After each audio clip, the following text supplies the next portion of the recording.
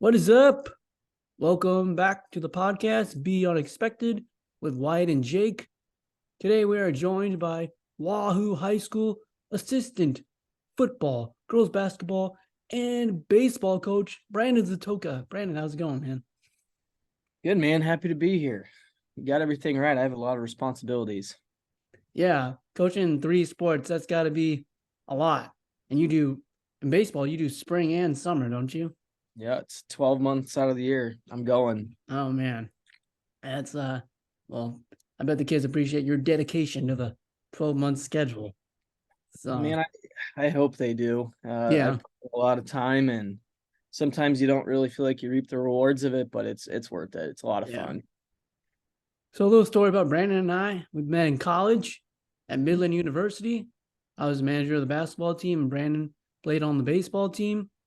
And I think I remember, like, didn't we meet like in the lobby? Remember how everyone would go to the lobby because you didn't know Yeah, anybody? that was like the cool place to hang out, and like when nobody knew each other the first couple weeks of school. So yeah, we definitely met. What was the name? Was it Benton Hall? Is that what we were in? Oh, No, that was it was Beagle? Beagle. Beagle, yeah, yeah. Benton was the women's one. Sorry, Yeah. Wyatt. Beagle was it was fun. It was fun that we lived in the basement. Yeah, That was yeah. really fun. Like, It was fun despite, the not having air conditioning and the dog days of summer.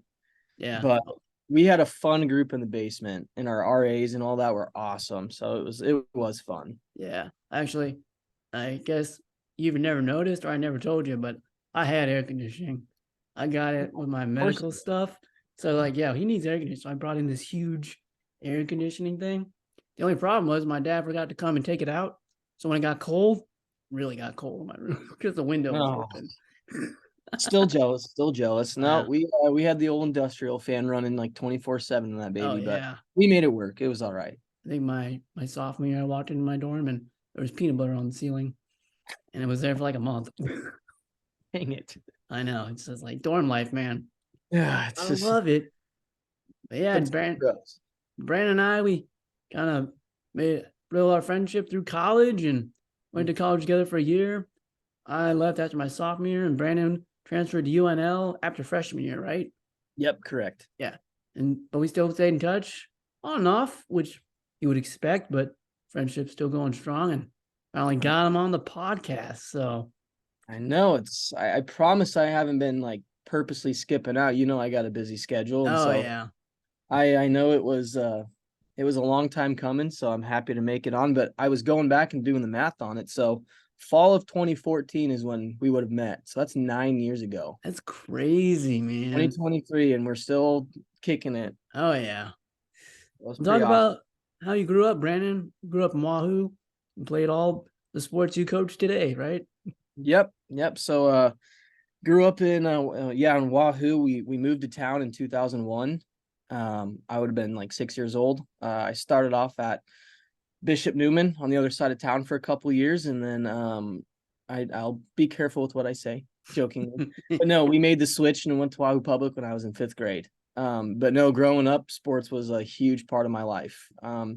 Parents were always really supportive and wanted me to play sports, and all the socializing and social skills and teamwork skills and all that come along with sports were like super crucial to me growing up. And I always just loved being on a team. So I was playing tackle football by third grade, and which I know nowadays that's probably not as popular, but Yeah. started doing that. And then obviously, with Wahoo being a basketball town, we were playing, fall league and, spring, sometimes even summer basketball all in the same year. And then baseball in the summers. And, it was just all year constantly, but it was always super, super fun.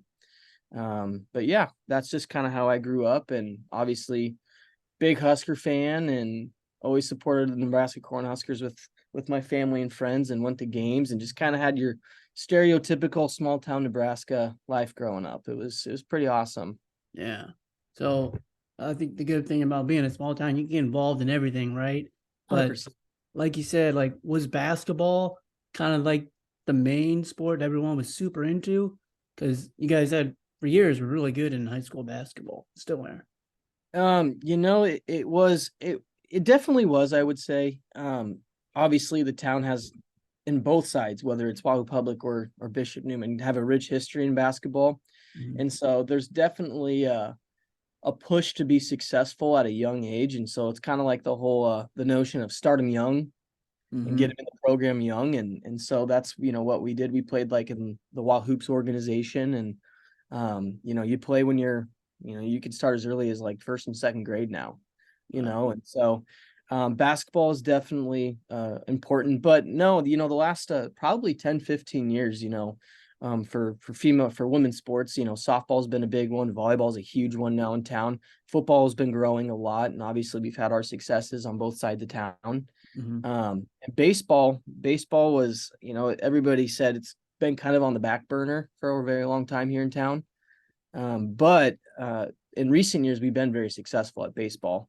Junior Legion won state this year in Class B, which was awesome. And then our senior Legion team in the summer got runner-up in Class B. Nice. Uh, and then spring baseball for high school, we made it to the state tournament. And just unfortunately, cards weren't aligned for that one. Mhm. But in Class B baseball with your Omaha Scuts and your Norrises and schools like that, to make it in the final eight's pretty impressive with a small town like Wahoo. So, no, sports are definitely pretty important to the town, and a lot of people are involved in it. And in that aspect, we're pretty spoiled. I'm kind of used to the successes, and I know I have friends from other places that grew up and it wasn't like that, and it's kind of like a screw you, man. Like, you're so lucky. You're always upset if if you guys make it to state and you lose, you're so upset over it. And he's like, we never even did that, but no, it's been cool. And then being back and being a part of it on the other side as a coach it's pretty humbling. I really, really enjoy it. Yeah, like when you would tell me in college about playing in Wahoo, it wasn't even like that at Fremont, like for certain sports, obviously, but it was different because we were Class A, probably could have been Class B at some points. We almost did, but we were a bigger school, and it's just different from Fremont to Wahoo. Like feels like the Mhm. whole town's behind you, and like the whole town of Wahoo. So that had to be really cool. Like when you would talk about your time playing high school sports, I could just see you light up every time.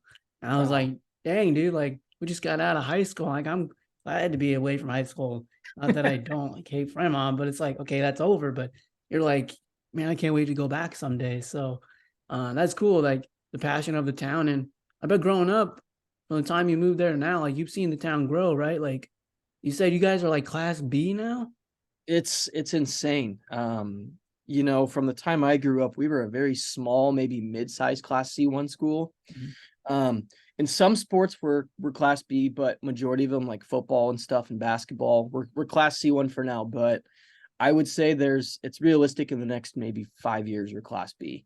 We're building a new addition to our school because we just don't have the room anymore for kids. Like, we got a ton of kids. We don't have a lot of room in the classrooms, and I feel that as a teacher. My classes are pretty packed right now, and it's like, man, I'm running out of space. So we're getting a brand new addition that's it's going to be double the size of the school, just to help meet our needs. But I've seen the town grow a lot. With our location, this being in Fremont, you're close to Omaha. Mhm. Uh, you got a couple schools in town there too, with Bergen and Fremont High. But we got Lincoln that's 20 minutes away from us, 25 minutes. Fremont's 30 minutes away. We're kind of centrally located. So a lot of people move here and they can go to Omaha for work and let their kids go to school in a small town. And so I've seen it grow like crazy. There's new developments going up everywhere. And it's not the small town I once knew, but it's progressing, which is what you want, what you Yeah. want. Well, I But think it's definitely different. yeah, I think just because like people hearing about Wahoo being good in sports for years, and like you said, the communities like behind you, I think people like wanted that, so they just made it bigger now. Made it So more, yeah. And yeah, it's it's just like, well, it's like people don't realize, like, you do know you're making us a bigger, having to go up, right? If you come, but because a couple years ago, you guys were in Class B, right, for state basketball. yeah, they our boys, yeah, because they determine it by your numbers or whatever. And we had Mhm. a lot of boys in the high school, and so then we jumped to Class B, and they made it to Class B state, and they didn't. I think they lost in the first round to like Elkhorn Mount Michael. But everybody's like, if we had like 4 or 5 less boys in the school, we probably would have ran C1 that year, Mhm. unfortunately. but it just is what it is. It's Yeah. part of it. And I know we're going to be growing, and pretty soon we'll be Class B in football, and we'll be playing Omaha, Scott, and those schools that are always really successful and big. But you never know. You never know. Sometimes it has a way of working itself out. Yeah. So kind of talk about your athletic career, just growing up in sports. I mean, you and I kind of connected, like we're good athletes, but we were the small guards or the small football players that no one thought could hit hard, but we're actually tougher than some of the big guys. And then you played baseball. So talk about your athletic career and kind of the ups and downs you had. So that's a great question. I get asked this a lot with even my football boys right now. Um, Growing up, obviously, Wyatt, you know me, you've seen my family. I'm a little undersized. My dang European blood has done that to me. Yeah, I just kind of at a young age, my mom always told me, you got to use what the good Lord gave you. It's one of those things that, you can't control it, so you better do the best with what you can. So in football, I was always undersized, and youth football, it's not really that big of a deal because you're just a little kid. But I was always told that you got to be the fastest guy on the field. Then, if you're going to be the smallest, and you're going to be a running back or somebody who touches the football, you got to run so fast they can't catch you. And granted, I wasn't a burner, but I always took that to heart that, like, okay, I got to be really quick. I got to be elusive. Football is a north-south game, so I can't be running around in circles. I got to find a way to get upfield fast. And so my dad and I would always go out in the backyard and do little drills and stuff to help me work on my quickness. And so football was that. And, on the defensive side of football, he's always like, okay, if you're going up against somebody a lot bigger than you, I know you're strong for your size, but they're probably just going to run you over. That's just kind of how anatomy works, unfortunately. So he's like, what you need to do is you need to learn how to tackle lower, and you need to wrap ankles, and you need to shoot. He used to say, shoot through the ankles. So you need to like dive and torpedo as hard as you can, keeping your head up and tackling those big boys. And so we used to practice that all the time outside of football. And I carried that same logic all through high school, but then basketball wise, growing up, obviously same thing, undersized.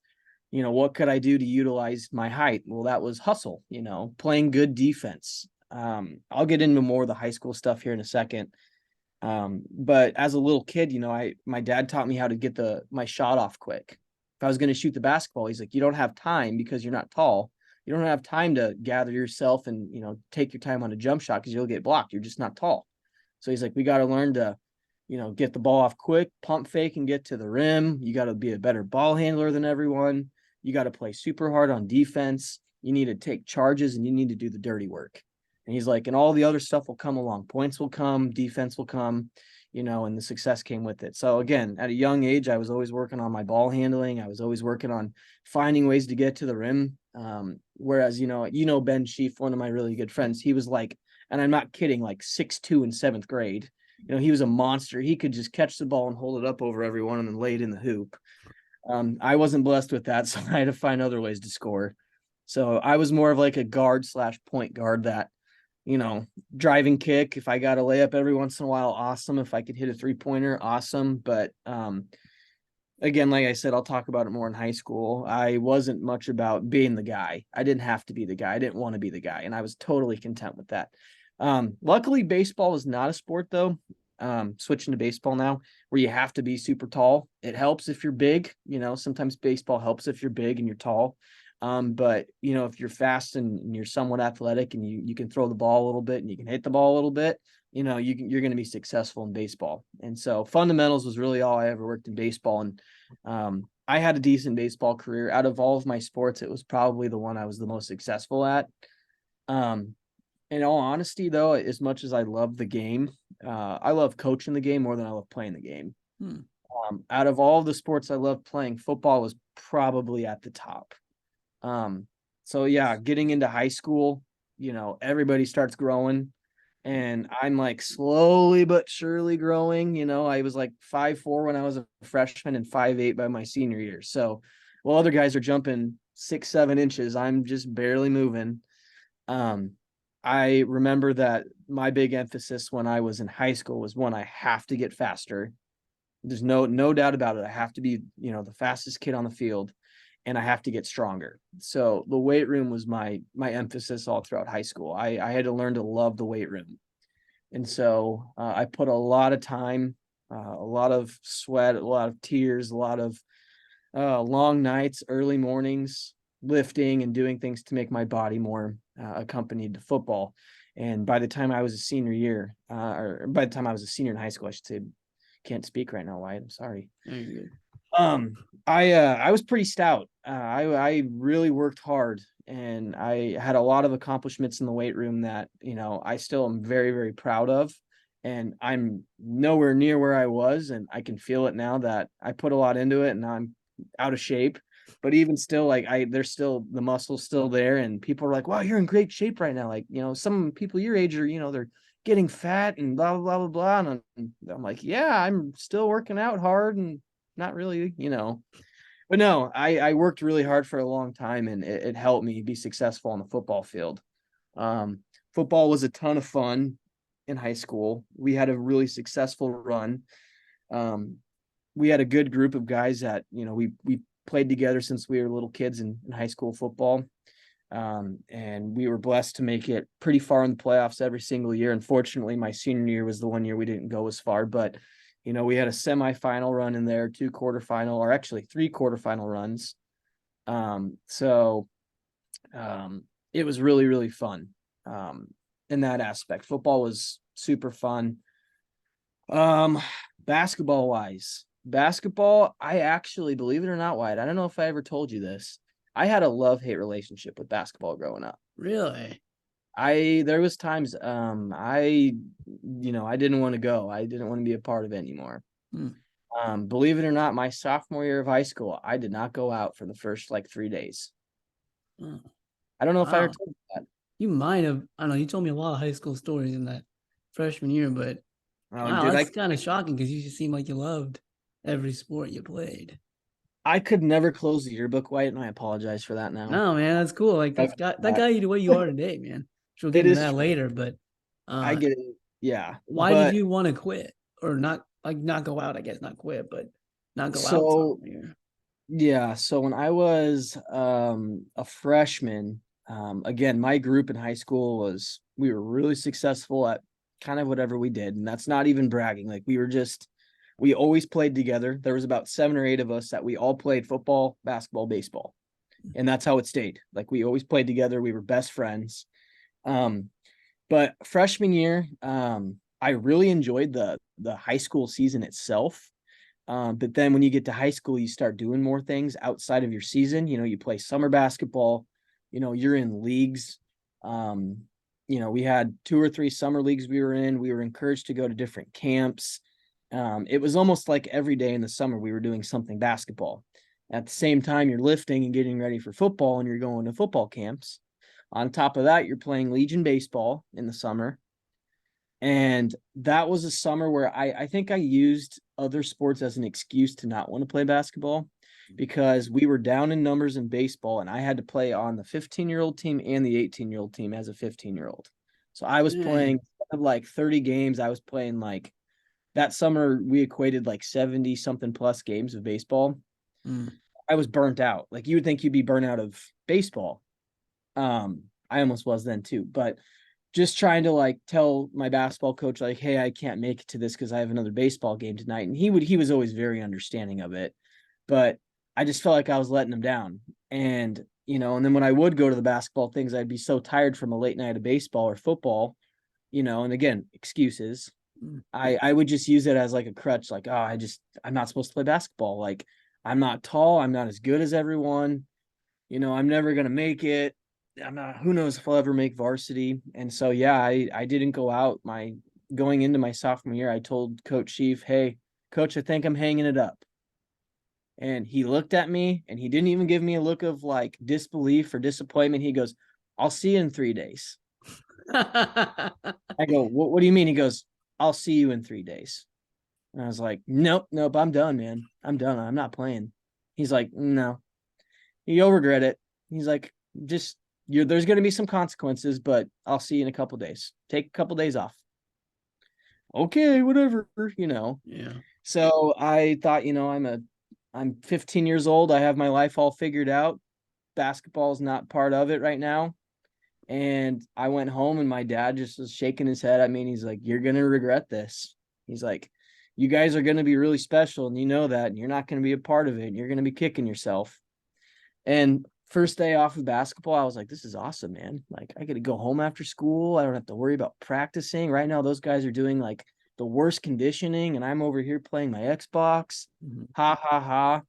And then a couple of my buddies texted me after the first night, and they're like, "Dude, you're dumb. You should be out for basketball." Mm.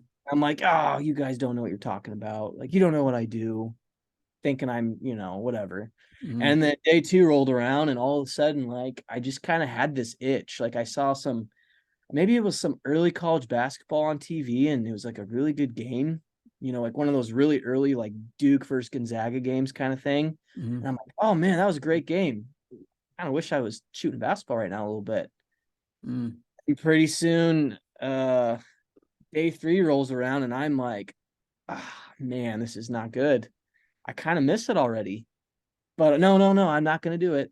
I'm not going to do it. And I went to school and I was walking by Coach Sheaf's room and I saw he had a box of practice jerseys and shorts laying there. And I walked in and he goes, yours is right over there. Go grab it." He goes, "I hope you know, like, I knew you were going to do this." And he's like, "I know you probably haven't even decided you're going to come out." He goes, "But there's punishment. You don't just get to like skip the first couple days and everything's okay." He's like, "You're going to practice with the freshmen until Christmas," Oh, wow. which at that point you practice at 6 a.m. and Yeah. 6 a.m. in the morning because we had a lot of guys out for basketball. You couldn't practice all together as a team. Mm-hmm. Like, so you're going to practice until he's like, "You're not going to play JV. You're not going to play freshman." He's like, "You're just going to practice. I'm going to make you earn it." And I shook his hand and that was it. So then all of a sudden I was back in basketball mode. By the time Christmas rolled around, I got over those 6 a.m. practices and I jumped right back into JV basketball. And it was so much fun. It was like the most fun I ever had playing basketball. I had a really successful year that year. And then varsity, that year, we made a huge run out of nowhere to a state final. Unfortunately, we lost on the last second shot to Boys Town. Mm. And that stung. But then all of a sudden there was like this motivation of like, man, I got to be a part of this. Like, we made it this far. We lost some really good pieces, but we're going to be really good next year. And so the grade above us was pretty talented. And so the next year we had a really good year in football. Unfortunately, we lost in the quarterfinals to the runner up that year. Had a ton of fun with that. We were really successful. But then basketball rolled around and you could just feel like it was just business. Like, we knew we were going to be good. We knew that we had a really good group. We were super undersized, which was kind of like our mantra. Like, we like being doubted. And we rolled. We went undefeated that season. And the only game we really, really got challenged was that state final. And yeah, we had a couple close games, but it was never like in doubt that we were going to lose. And then we got to the state finals and we played Boone Central, and statistically they were the tallest team in all class, like, Wow. class A, class B. That our tallest guy on the court 6'2", and their smallest guy on the court 6'4". Ooh. And they went all the way up to 6'9", and we're just like, "Oh my gosh, these guys are massive." And we really we said it was the worst game we played all year. Really? It's kind of like, it was weird. And Boone Central played their best game. They came out, they hit like 3 or 4 threes in the first like 2 minutes, and they were up like 12-0. And we're like, "Oh my gosh, we could get ran off the court." And those guys that were out, the starters didn't panic. And yeah, pretty soon we got it together, and it was not a pretty game by any means, but we got it together by the fourth quarter, and we ended up having a nice little run. And yeah, we won a state championship. And Wyatt, I know we've talked Wahoo basketball before. It's pretty successful. And that going back to growing up, that's a lot of the pressure you feel growing up, is like, you want to be like those pictures on the wall. You want to be one of them. You want to make your mark on Wahoo basketball. And so I was not that year we won it. I was not, seeing the court at all. I was more of like a garbage time guy. Mm-hmm. And I absolutely loved that. Like, I was like, this is those guys' time. I'm going to help them get better. My time to maybe contribute a little bit more is going to be next season, my senior year. But just being a part of all this was enough for me. And so, it's something I look back on. Last year was the 10-year anniversary of doing that. And there's not, I can honestly say there's not a day that goes by that something doesn't pop up in my head about it. Just because it was so special. And so from that moment on, that feeling of pride just kind of carried over into my senior year. And, I had a really great summer of lifting my senior year for football. And, I was named captain. I made the 1,000-pound club for weightlifting, which is you total your 4 max outs and it's over 1,000 pounds. And being somebody that's 5'7", 150 pounds, that's not an easy task. I bet not. Yeah. And so I had a lot of injuries my senior year, which was really unfortunate. And they all happened in the first 3 games. Oh, Second game, I broke a finger. And it was disgusting looking at it. I'm thinking I just remember I walked over to the sideline and my finger was like bent at a 90-degree angle. oh, And I was holding it and showing my trainer, and it was like dangling in the wind. Like I couldn't, oh. and I'm a receiver, and I'm like, man, how the heck am I going to catch a ball? One-handed, probably. So yeah, no, he was able to, like, part of it was dislocated along with being broken. And so the part that was dislocated, he put back in place. And he just taped it. And he's like, you're going to have to deal with it. Go play. And so I told everybody I was fine. Even though anytime like anything touched it, I was like crying on the inside. It hurt so bad. Mm-hmm. And like the second play I was back in, they threw me a pass. And I caught it, but it was not like I'm pretty sure you could hear like like when I caught it, like a big whine. Yeah. And, I acted like it didn't hurt, but it was disgusting. It affected me the entire year. Wow. And I just taped it to a point of where, it actually healed itself over time. I never got surgery on it. They told me I was going to have to put a pin in it. And so I never did that. I just buddy taped it with this finger, and it was my pinky. And it healed, but it didn't heal correctly. So my pinky doesn't work the same anymore. And it feels like it's going to snap at any point still. So, I mean, that was part of it. And then, I got a concussion in game 3. That was really nasty. Like it was really bad. Probably. And my coach, hopefully he doesn't listen to this. I've brought it up to him before, and he just kind of plugs his ears and says, I don't want to hear it. But there's steps you have to take to come back from a concussion. Right. And I did all the steps, and you're supposed to feel a certain way. Like, hey, how's your brain feel? How does your body feel? Yeah. And on the inside, nothing was good. Like I could feel it. I was not 100%. And I was stupid. I was an 18-year-old senior that wanted to play my senior year. Yeah. And I came back for the next game. Thankfully, we had a bye week in there built in that I didn't miss any games, but I was not 100% mentally, and I lied. So sorry, Coach Fox. Sorry, Mom and Dad. And I felt it. Like I knew I wasn't 100%, but you're just a kid and you just want to play. Yeah, like at 18, let's face it, we're probably maybe the dumbest at like that age, and it's like that's what matters. Like at that age, like playing sports, especially your senior year of high school. You're not gonna. A lot of them don't play again. No, and you don't think about what's after 18 years old, what's after high school. But now, I mean, like my short-term memory and things like that are not as sharp as they once were. And like I often like the memory side of it is probably what affected me the most. Like, and I feel it, like I know it, like my brain's trying to work, and I'm like, how can I not remember these things? And then I'm like, well, I didn't take care of myself. So anybody listening, if you have a concussion, don't mess around with it. Take care of yourself. It ain't worth it. But nonetheless, kept playing on it. And then game 4, we played the number 1 team in the state, and we did not play very well in the second quarter. I got rolled up, and I felt a pop in my ankle. And when you feel a pop in your ankle, you just assume you have a sprain. Mine wasn't a sprain. I figured out it hurt all the way up until almost my knee, which is, I'm like, that's kind of weird for an ankle sprain. Right. And so I just remember, like, every time I walked, it just felt like numb and like tingly. And I'm like, this is not an ankle sprain, but I'm just going to tell everyone it's an ankle sprain so I can play.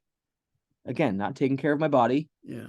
And so I just taped that thing. I took 6 ibuprofen before every practice. I iced every single night. I did everything I could, and I'd get myself to where I felt comfortable enough to play, even though it wasn't 100%. And then I just remember after football got done my senior year, we lost in the playoffs. And I ended up telling my parents, like, before basketball starts, like, I need to see what's wrong with this. It's been 2 months and this thing still hurts a lot. and I was limping, and I was limping around in school every day, and I remember I went on a college visit like the day after that playoff game, and I had to go on crutches because I was so sick. Ooh, And my dad says, like, fine, we'll take you in, we'll see what's wrong. Well, it turned out I had a fracture in my ankle. dang. So I was playing on a broken foot or a broken ankle the entire year, and I didn't even know it. So I put my body on the line, and I think that's kind of that's just sums up me. I cared a lot. I wanted to be a part of it. I wanted to be a leader, Mm, and I wanted just to be tough. right. Being small and playing high school football, you have to be tough. And I had a really good senior year. It didn't go as I wanted. Nothing ever does in life. Yeah. But I look back and I'm just like, wow, I put a lot of time into it. It was a ton of fun. High school football was the most fun I ever had with the sport, Mm, despite the successes of the others. But then, yeah, senior year rolled around with basketball, and we had a really great year that year.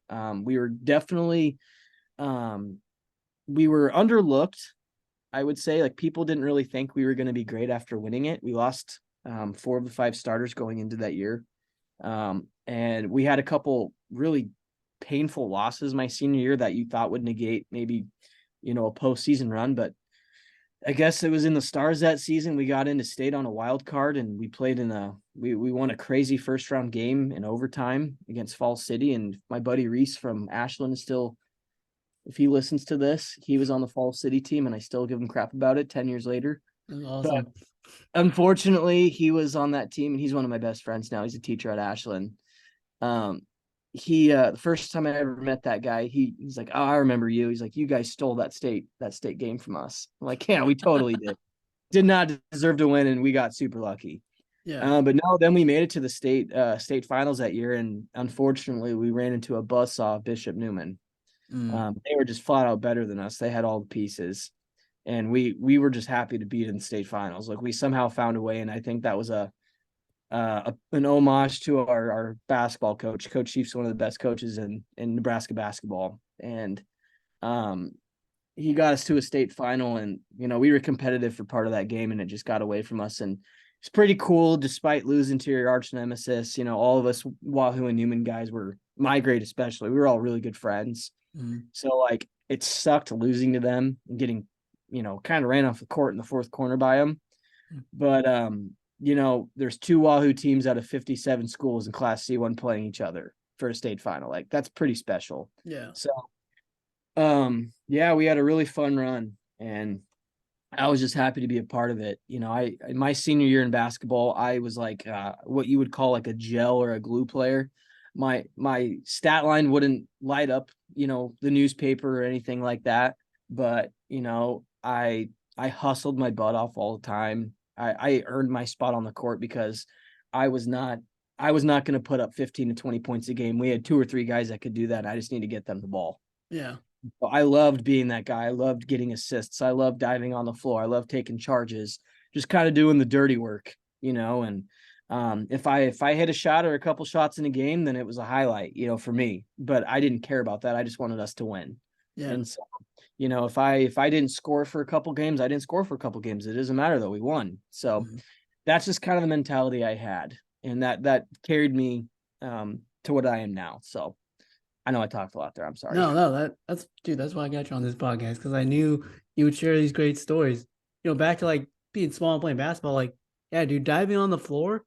Like, I remember like this pet like maybe 2 or 3 seasons ago. It's like, look, I'm not quick enough to steal the ball. I definitely can't swat anybody. But like, you dive on the floor, like that intimidates the other big guys because they don't know when you're coming. The ball is loose. When's this little guy gonna come and steal the ball away? Like we gotta do that, bro, to like Oh, just intimidate the big guys. Because like, dude, we don't care if we get ran over. We're you way got to be tougher than gritty. you. You Yeah. got to be gritty. And I just remember I'm really glad you just brought that up. So we were playing the number 2 team in Class B my senior year in Platteview. And like, if you know anything about Platteview basketball, they're usually pretty solid. Mm. And they had some big boys. And that was the one game, packed gym in Wahoo. It's like the perfect high school basketball setting. It was loud. And I can remember in the second quarter, they had about a 6'4", 6'5" guard, and I was on the bottom of the 1-3-1. And it was kind of a possession where it was chaos. Like, the ball was being swung around like crazy. And the bottom of the 1-3-1, you don't leave the baseline. But there was a point of which they swung the ball across, and it was on the lower part of the wing, so it was close to where I was my zone. And I just remember the dude had his back to me and he was dribbling with his right hand, and I was on the right side of the bottom of the 1-3 run. And I ran full speed and I dove and I smacked the ball forward. Like I laid out like Superman flying in the air and just just tipped the ball. And it rolled to half court, and the guy at the top of the 1-3 one grabbed it and scored a layup. Nice. And I just remember everybody just went nuts. Like That's everybody awesome. in the gym. It just like after that moment, it just like all of a sudden you just felt like the momentum in the game. It was kind of tight at that point. Mhm. Everything just switched, and we ended up beating them by like 30 points. Nice. Like they were just like done. And I know that one play alone did not like that wasn't the X factor, but it was just kind of like, hey, we're undersized, but we're gonna play our butts off. Yeah. And It's like a momentum that's something changer.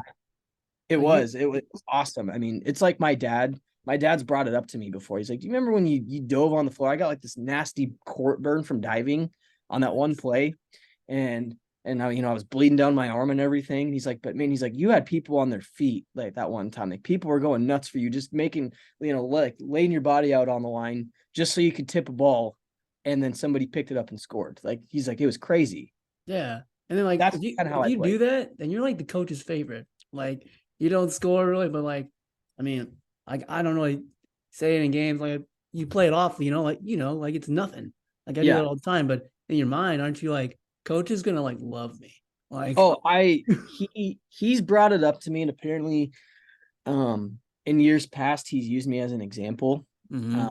because he's told me he's like, Zetoka, you are not a great basketball player by any means.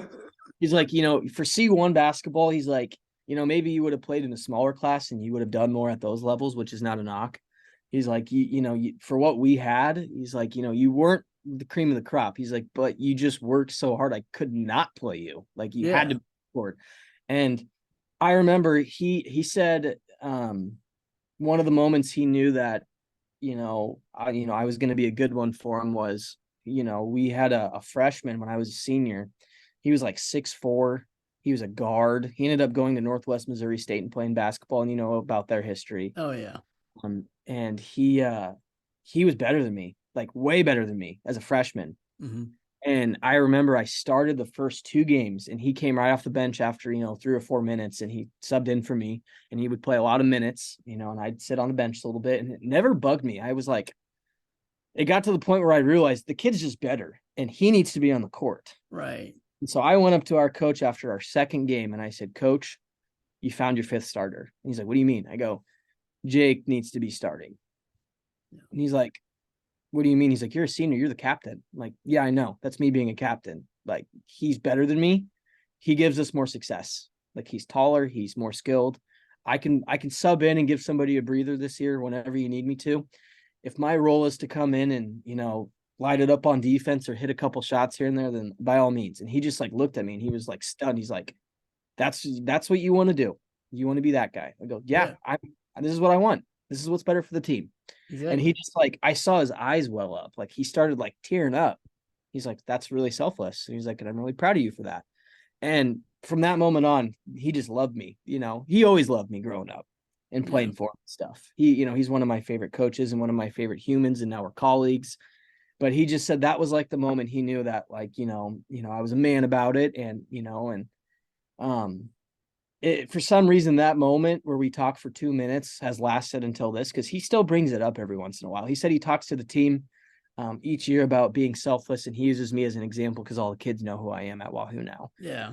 So, people talk about that, and I just like, wow, that happened 10 years ago, and you still you're still talking about it. And, in his office or in his classroom, he's got pictures of memories of each team, and there's like 4 or 5 pictures that I'm in, and a couple of them are just me like screaming and after a game or something, and I'm excited, and he's just like, I put you up there because you were the most passionate dude on the basketball court, and you were not the star, and you were totally happy with that. He's like, that picture always brings a smile to my face. Yeah. So that just kind of sums up.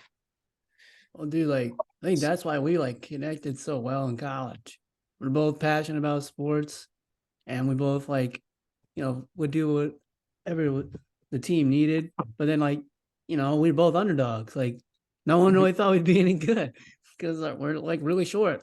Like, what'd you say you were your freshman year of high school? Like 5'4"? Freshman year, I was 5'4". Yeah, I wish I was 5'4". I was 5'4" by senior year. I was 4'8" going in high school. And it's just like, It's you just, go into high school, it's like, oh shit, I'm not that tall. And like I'm yeah, gonna have to hustle. But then like defense, you talk about being good defense, like so like when you're a little guy, it's like, okay, I have to play defense. you have And to. I I mean, in a mean, game like basketball, when right, everybody's taller than you, and when you play the bottom of the 1-3-1, they're gonna put their tallest guy down there and try to post you up. And exactly.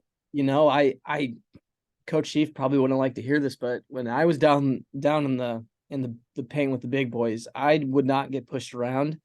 And a lot of it was because I wasn't dirty, but Mhm. like I was physical. Like I would, if they tried to post me up, I'd put an elbow on their back and shove them. Oh, dude, And I like, would do the same thing. Like I'd yeah, like try to draw a push foul. people, or I was never strong enough to push people. So what I would do is I'd try to bounce off them and get open. And it Yeah, would make there you it. go. It was, isn't it fun? Like it's so much fun making a big guy just really mad and pissed at you. Like Oh, it's I did that all the time. awesome. Well, that's how if you've ever noticed, and I probably told you the story too, but I got a chipped tooth on the bottom of my bottom row of teeth because um we were playing a team that had a 6'8" dude, and he was their best scorer, but he did not score against us that well. Mm. He got his garbage points. But there was like one time in a possession where he tried to post up and do like a reverse. He did like a power dribble and he tried to reverse, and I knew what he was going to do because I watched filmed on him. So I Mm. like beat him to what he was going to do, and I stole the ball from him. I just ripped it out of his hands, and then I passed it up the court. Then the next time down, he got really wide and he took his elbow and tried to post me up, and he just elbowed me square in the face and knocked me down, and I took a charge. So then again, I was fired up, but then I'm missing half of a tooth and I'm bleeding everywhere. And I was like clapping in his face, and just being kind of a little pest on the court. But that's just how I played. Like I wanted to get people mad, and I wanted to, if the big guy's going to post me up, I'm stronger than him. So I'm going to put, I'm going to steal it from him because I can rip it from him. And that's how I played. I was super scrappy. Yeah, for sure, man. So you go your playing career, you go to Midland, play baseball for a year, and then after college, you went to UNL. Mm-hmm. And talk about your coaching career, how it started. And because you first didn't go to Wahoo, you went to another school before that, right?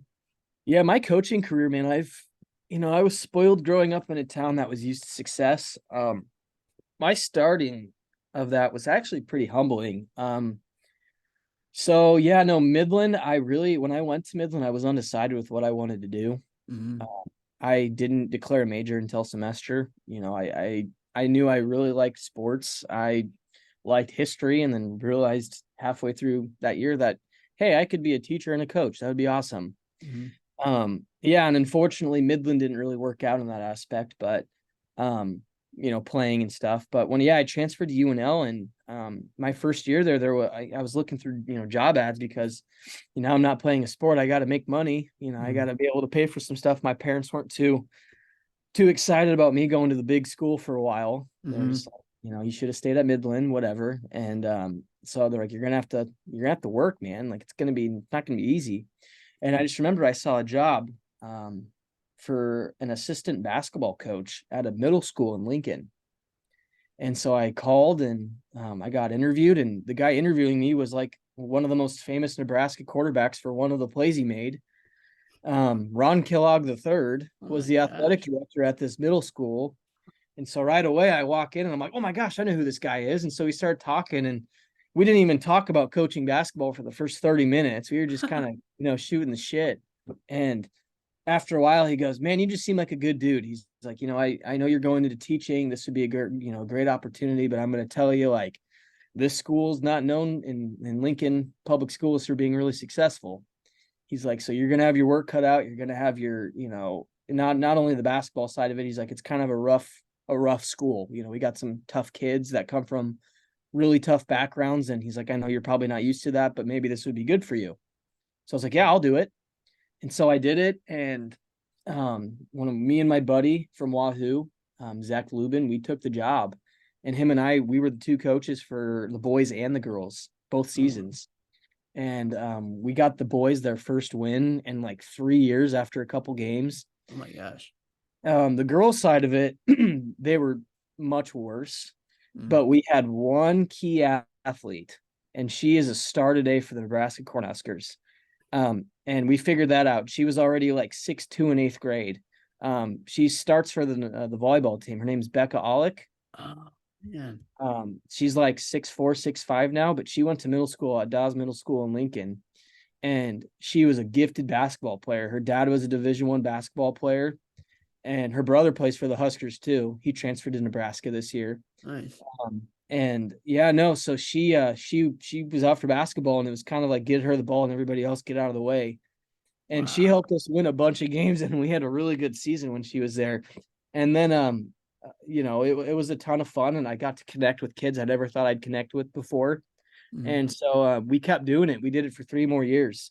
And after I got my first job, my buddy did it for another 2 years after that. We Wow. loved coaching there. So Dawes Middle School is where I got my start, basketball.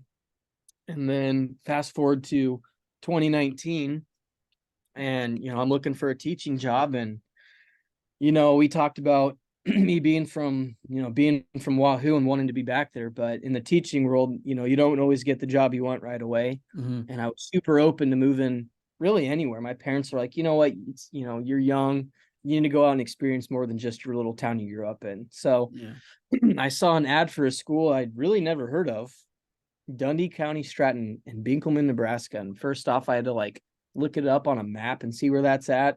And I'm like, oh my gosh, that is in the southwest corner of Nebraska. It's 20 minutes from Colorado and 5 minutes from Kansas. Like, do I really want to apply somewhere like that? Like, I'm going to be 5 hours away from home. Like, oh man. But then there was no jobs opening. Yeah. And I had 2 interviews that didn't go very well. I didn't land any jobs. So I was just like, you know what? I'll apply and see what happens. So yeah, I applied and drove out there, and I actually had some connections with some people out there I didn't even know Mm. until I met them, and I kind of fell in love with the place. I'm like, this is a nice little school, and I looked up their history and their kids with sports, like in recent times, like girls basketball. The year that I got the job at Dundy County, they got runner up to Archbishop Fremont Bergen Oh, in the state wow. finals in Class D1. Dang. And it was a really good game. And I'm like, man, these kids from out west were able to make it to a state final. And then the year before I got there, their boys made the quarterfinals in football, and they were all like sophomores. So I'm like, wow, Oh, they got a special group of kids. And I'm like, this might be a good opportunity coaching wise and getting my foot in the door teaching. And, I get to be in a small school. So yeah, they offered me the job and I took it. And I just remember I went out in June and they had a football camp in Chadron. And we went up to Chadron, and there was a lot of big name 8-man schools because Dundy County was 8-man football, mhm. which was awesome to learn. 8-man football is so much fun. Nice. Helps when you're good, but Yeah. there was like Howells Dodge, and if you know anything about their history, I mean they got like 10, 11 state championships in 8-man football. Yeah. And so we went up there and we had to play them in a scrimmage, and we kind of took it to them. And I Nice. just remember like their historical coach, he's still the head coach now. His name's Mike Spears. He's won a ton of state championships. He came up to us and he's like, we'll see you guys in Lincoln. And we're just like, wow, that's Wow. a big compliment. So yeah, my first year there, we made it to the semifinals against Burwell. And if you know anything about Burwell football, they're traditionally, I mean, they're like in the state finals almost every year. Unfortunately, they've only won like 1 out of the 8 they've been in, but they're always in the final 2. Mm-hmm. So yeah, we made it to the semifinals, went up to Burwell, and we played them in a really, really tough game, and we ended up losing. But the next year, we returned like 7 of our 8 starters. So like we're like, man, we're gonna be really, really good. So then no, fast forward to basketball season, and I was supposed to help out on the boys' side. Mm-hmm. And they told me, they brought me in like they gave me a little break before I could start coaching because football went so long that season. They're like, hey, we don't have a paid spot for boys basketball. Mm. You can volunteer, and maybe the head coach will give you part of his pay. Some coaches will do that. Yeah. But like it's not going to be guaranteed, and it's going to be a lot of time because we live in the middle of nowhere and we have to drive really far to go play games. He's Yeah. like, it's going to be a lot of traveling and you're not going to get paid. He's like, so I don't really know if you're going to be, if that's what you want to do. And I had to think about it. I told him no initially. I was like, I'd love to Yeah. help, but if I'm not going to get, I know it's not all about getting paid. Yeah. But Don't all get me that wrong, time. but And it's a lot of time, and I'm yeah. fresh out of college. I have, loans to pay off, and I'm living in an apartment that, was a little more expensive than what I was expecting. And, I'm trying to earn some money. And so I struggled with it. The first couple of days I was like, man, I probably should just be helping out. Like it'd be good. And then the girls basketball coach calls me and he's like, hey, I don't have a paid position for you, but I would be willing to take part of my pay and give it to you if you help out. Whoa. It's like, dude, you're a Wahoo guy. He's like, your town like is bred for success. He's like, I know maybe you're not a great coach yet or anything. He's like, but having someone like you on a staff, he's like, would be really good. He's like, I don't know what insight you have. I don't know what you know about coaching basketball, girls basketball especially. He's like, but it would be pointless for you to be here knowing where you're from and knowing what you're used to. And he's like, we'd love to have you. And so his name was Matt Thomas. He's a great dude. He's one of my best friends. So I joined the girls side. Didn't think I was going to like it. I'll be honest. I was not too enthused about coaching girls basketball. And that was just being naive. Right. No, we were really successful. And we made it to the state tournament that year. And unfortunately we played a team that was much better than us and lost. But that season I really learned that, like, man, I really think like in terms of just coaching basketball, maybe I'm more suited to coach girls. I can, boys basketball is a little bit faster and, there's a lot more adjustments you have to make on the fly. Whereas girls basketball, depending on the level you're at, it's, you can see the game from a different perspective. And I just felt like I was able to contribute a lot more than I would on the boys side. And so, yeah, I kind of stuck with it. And now obviously, I coach girls here in Wahoo and I love being a part of that program. We've had a really good run since I've been back here in town the last 2 years. But yeah, then out west, my second year coaching football, that was COVID year, 2020. Everything was really undecided. I mean, if we made it to the game on Friday, that was an accomplishment itself because you weren't sure if you were going to get canceled or, something was going to happen with one of your players getting COVID or a coach getting COVID and you getting shut down, because that was a very unprecedented year with what happened. And no, our first game of the year, we were going to play the reigning Colorado State champs in 8-man football. Wow. And Colorado canceled their fall sports. So then we didn't have our first game. So that was kind of scary for the rest of the season. We're like, man, these guys canceled everything. Like we're still playing, but does that mean we're going to have a season? Yeah. And it was like the most frustrating feeling because we had such a good group of kids. They were so talented and so fun to be around. We're like, man, this would be so unfair to them if they don't get to play. And thankfully, no, we got the full season. And after that, and we really rolled. Like we did not have a close game until the state finals. We took it to everyone. We had every tool you need to be successful in 8-man football. We had the biggest line, our line was just massive. We had a dual threat quarterback. He plays at Hastings College now. He was a dude in 8-man football. And then we had a really good running back that was like a super state running back. And then we had receivers that were tall and lanky and fast. And I mean, it was just like those guys would contribute on any football team they were at, from Class A down to Class D1 football. I mean, they were just athletes. And they bought in. They were the most coachable kids. They knew they were not going to lose, and they played like that. So like if we ever got down early, it was like, we're fine, And there was not a lot of close games up until, even the semifinals. It was close at halftime, and we ended up winning 42-21 in the semis. And then we played Burwell, the team that beat us the year before that. Wow. And it was really unfortunate. It worked out obviously in the end, but we got a call from our athletic director like right before we went out for the semifinals saying, hey, if you guys win, you're not going to be playing in Memorial Stadium this year. And that's like every kid's dream, playing high school football. Oh yeah. And they're like, UNL's campus is shut down right now. And they're like the stadium for even like Husker games, because we had the COVID season for football. They're like, fans aren't allowed in there. They're like, if we win, it's going to have to be either at a neutral site or we'll figure it out. But he's like, don't tell the kids. Yeah. Just play your game. Well, one of the kids was looking on social media and saw it, and he came up to us, and he was a senior that year. And he's like, is this true? And we're like, yes. Dang. And so then you could just feel like everything deflate.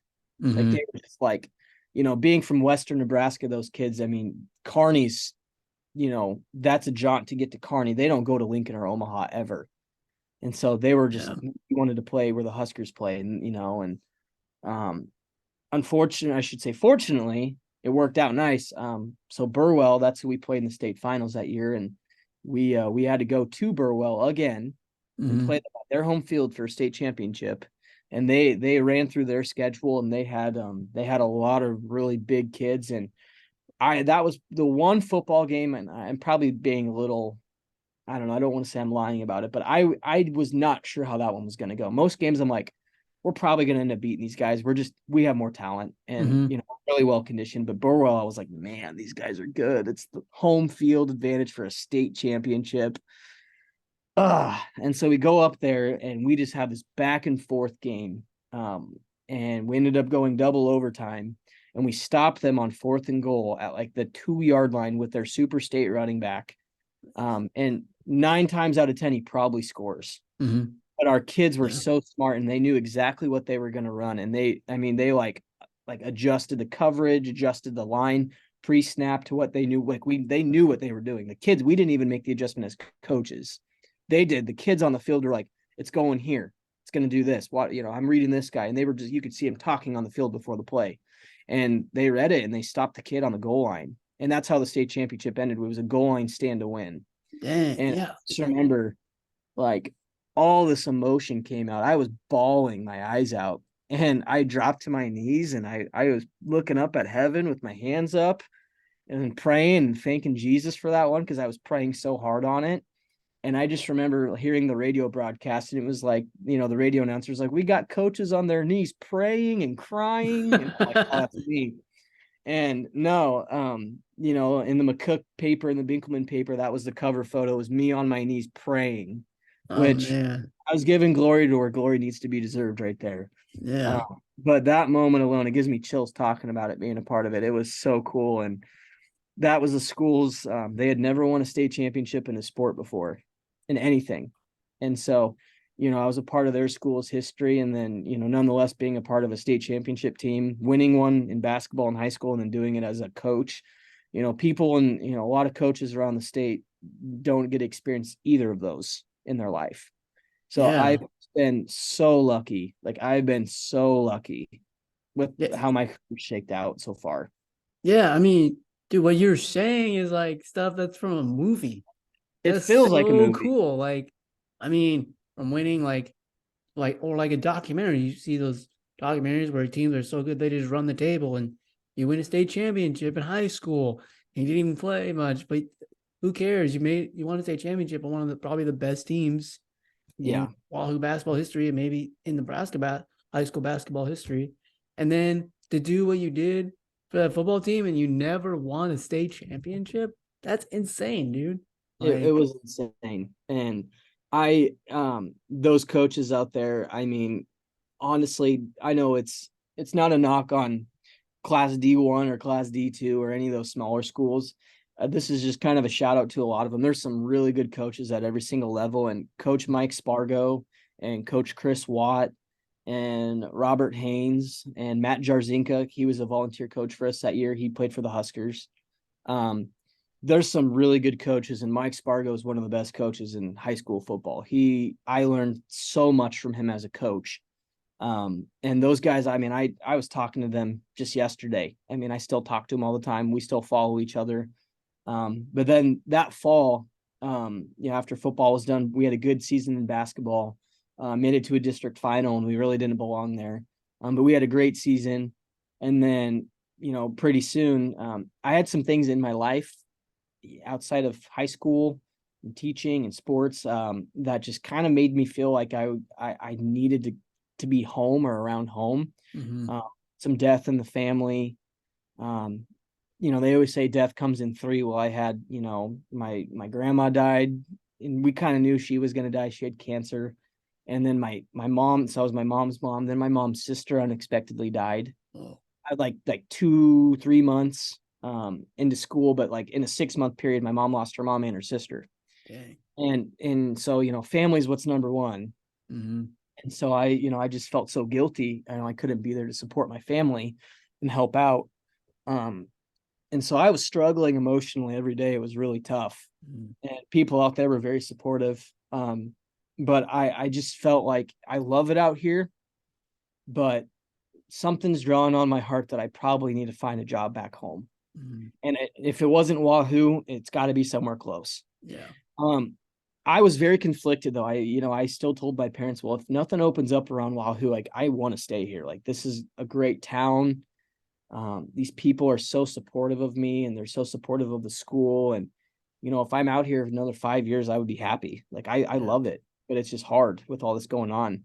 And for some reason, it just aligned perfectly. I called a teacher at Wahoo that is a good friend of mine still to this day. And I just said, hey, you're well known in the teaching realm and you know about jobs all the time. Like, is there any jobs opening up around the Wahoo area? And he goes, I'm not supposed to say this, but we're going to have an opening for a social studies teacher and coach. And he's like, it's not posted yet, but it'll be posted in a month. He's like, you need to apply. He's like, you'll get it if you apply, I promise. Wow. And I just remember I'm like, oh, man, that's like where I want to be. Like that was my whole goal. Like I wanted to be back home. And part of me was thinking like, man, if I apply for this and I don't get it, like, oh no, like I'm kind of stuck then. And so I applied for it and I told the coaches at Dundy County that, hey, there's a job in Wahoo opening.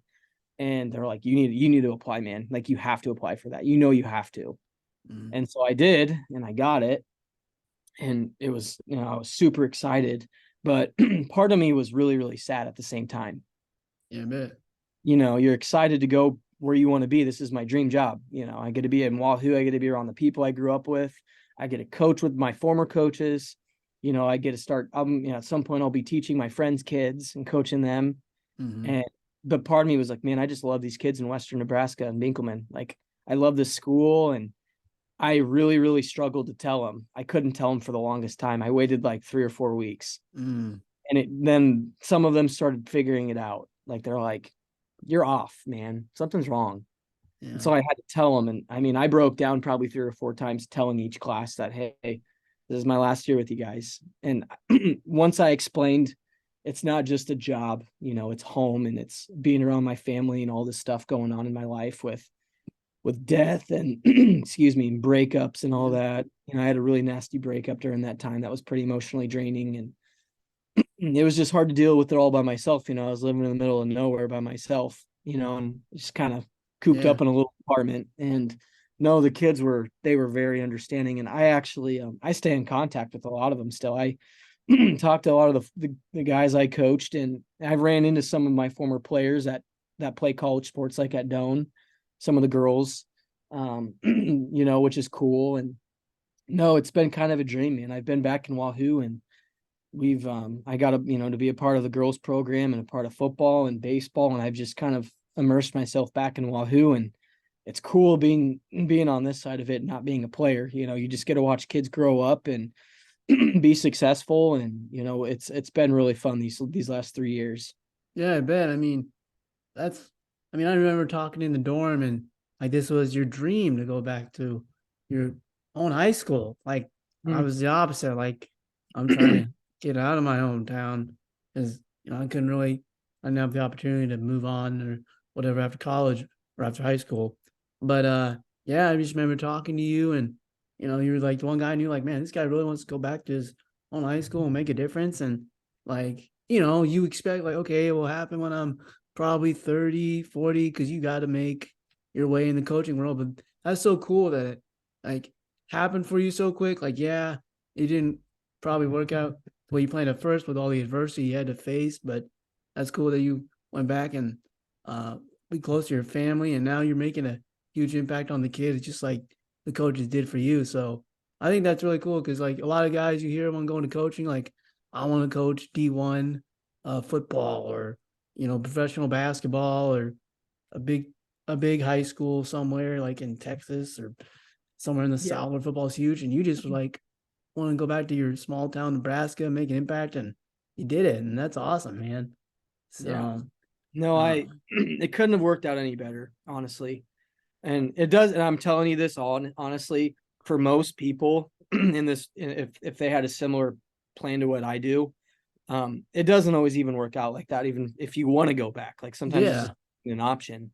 And so I'm pretty strong with my faith, and I just feel like it wasn't by chance. I feel like this is where God wanted me to be.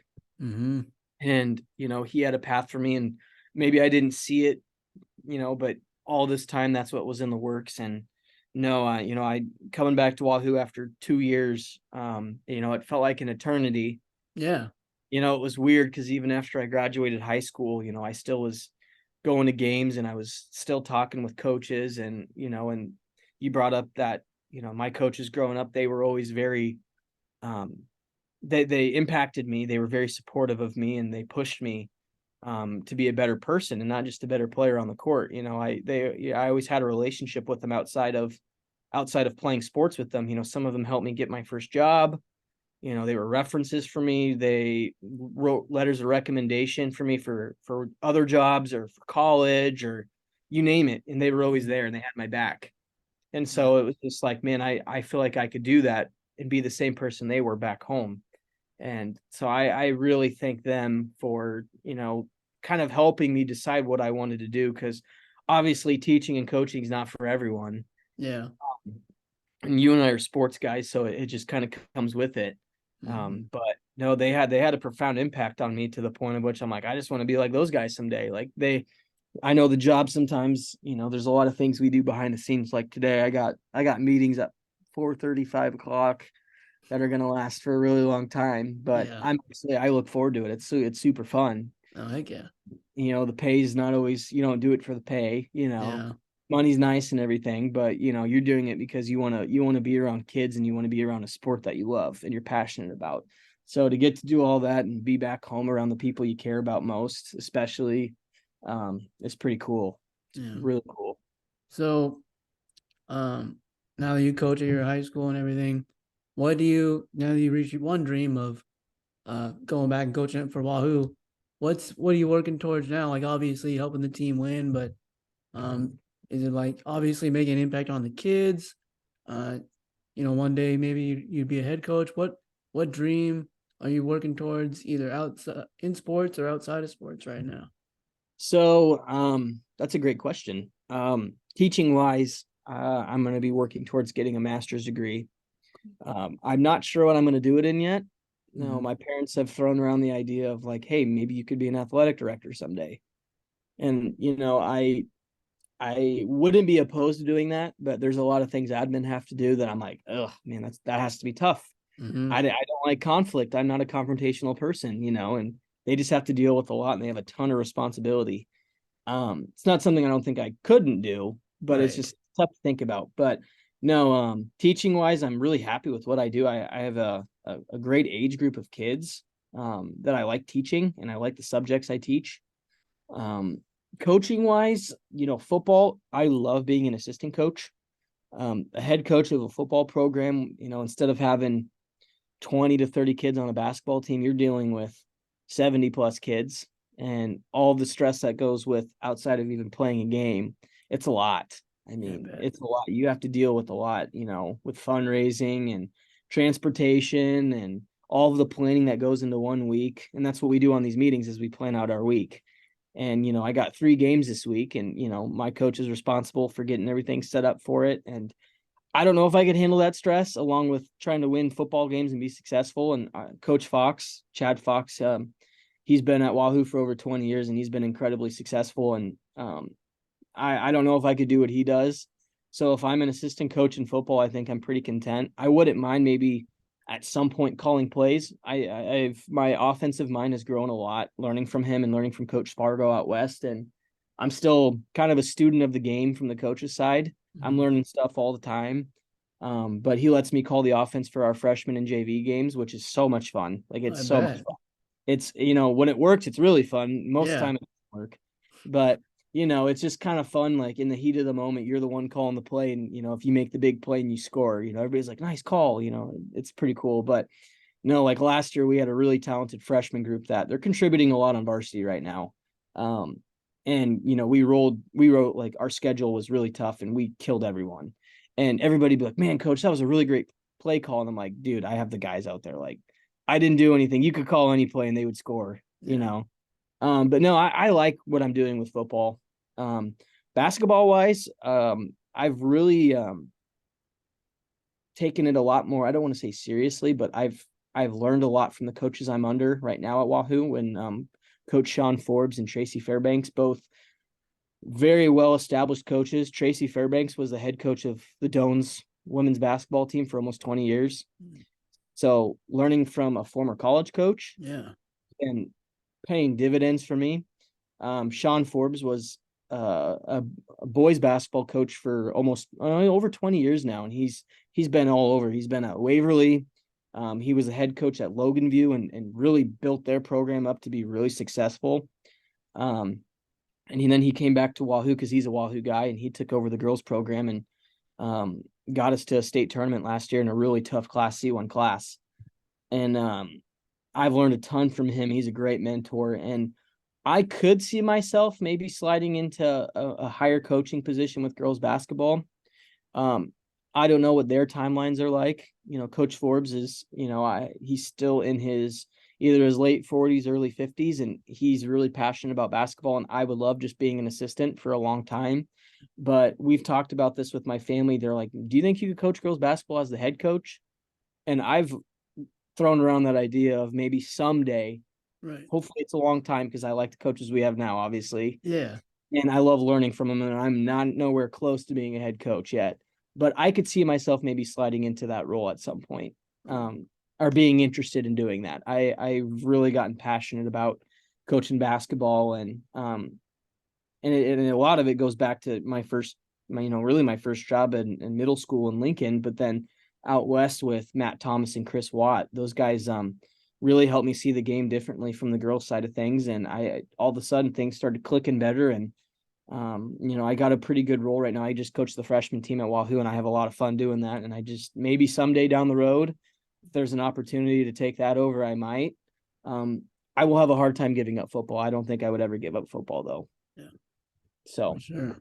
That's my goal. Baseball wise, obviously, like we talked, I coach baseball. I love coaching it.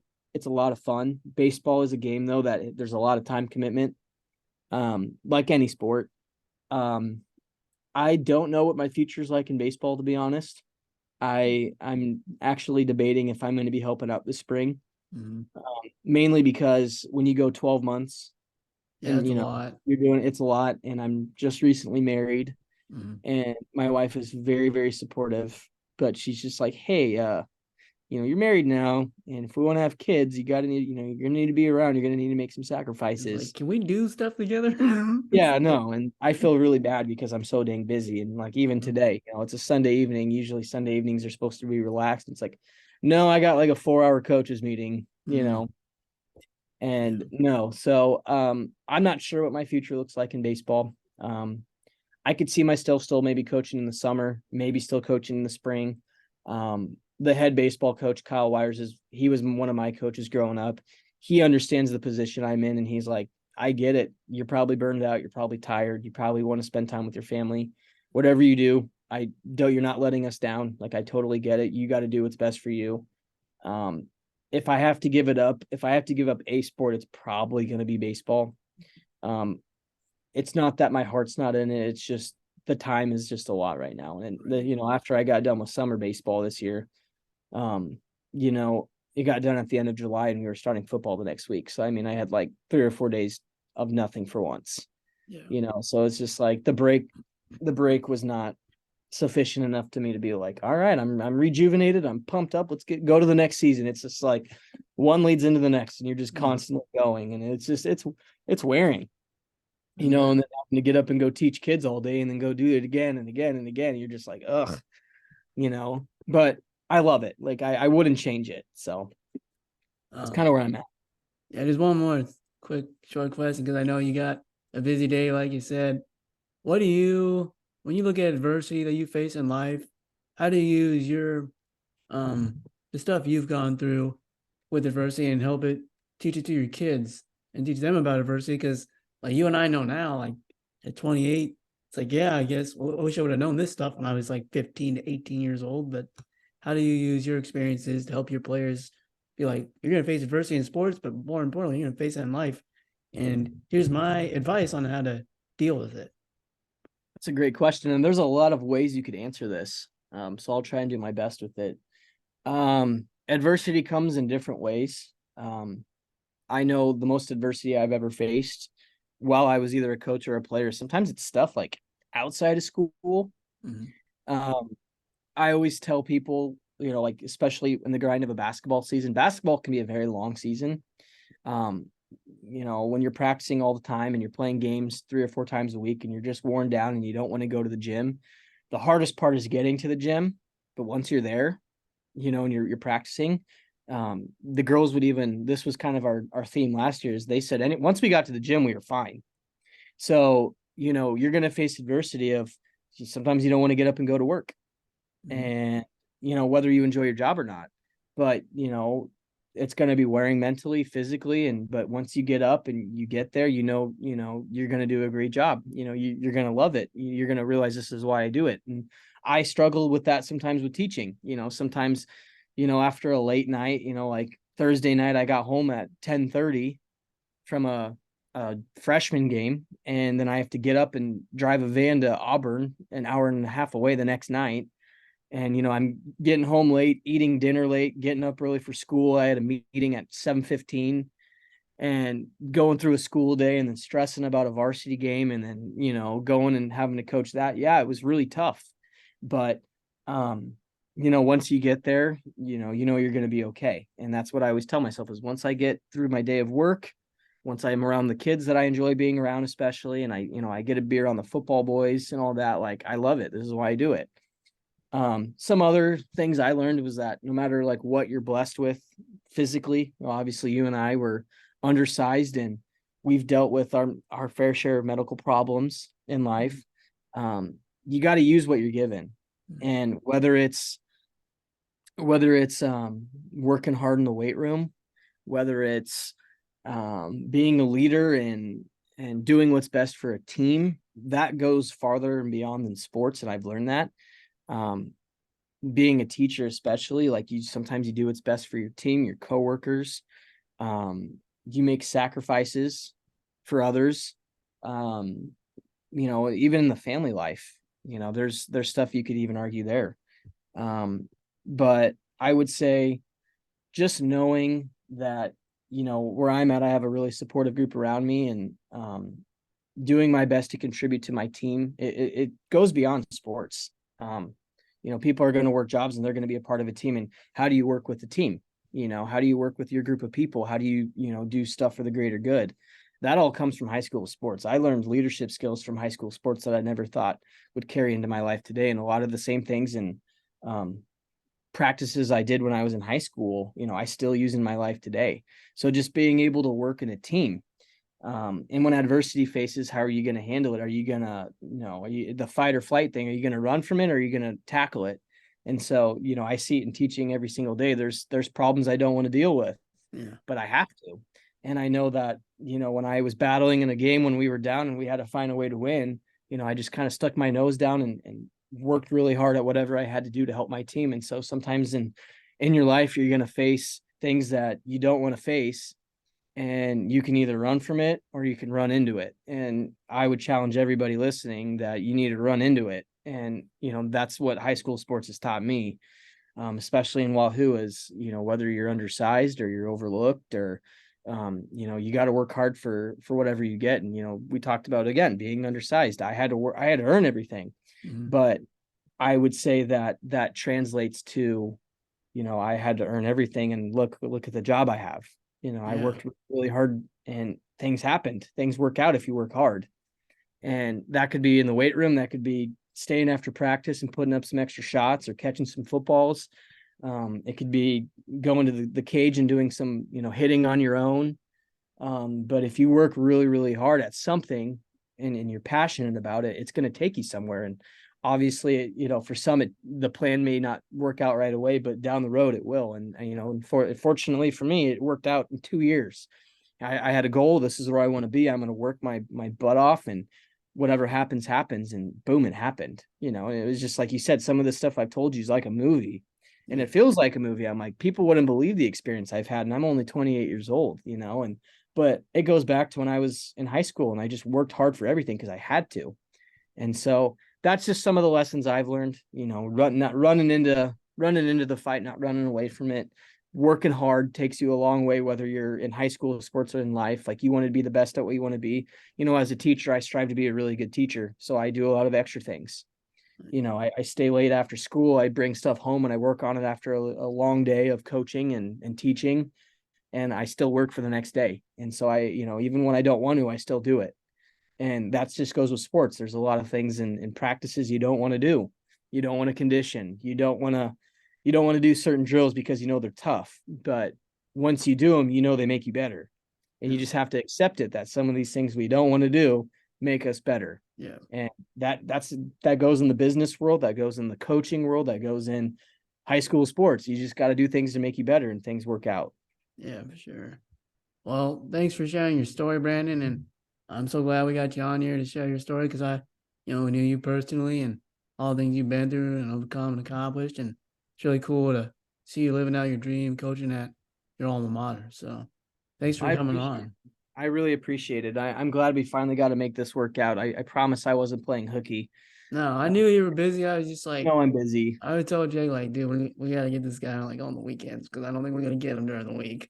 No. So no, if there's ever an opportunity where maybe you have a segment where you want to invite me back, I'd be happy to come back on. This was a lot of fun. Oh yeah, for sure, man. We'll definitely have you back on. So hopefully, if it's like a sports podcast of like talking Husker sports, I'll be the pessimistic person that'll play devil's advocate, and you'll be like, man, we're getting better. And I'll be like, no, we're not. I'll be like, Skip Bayless.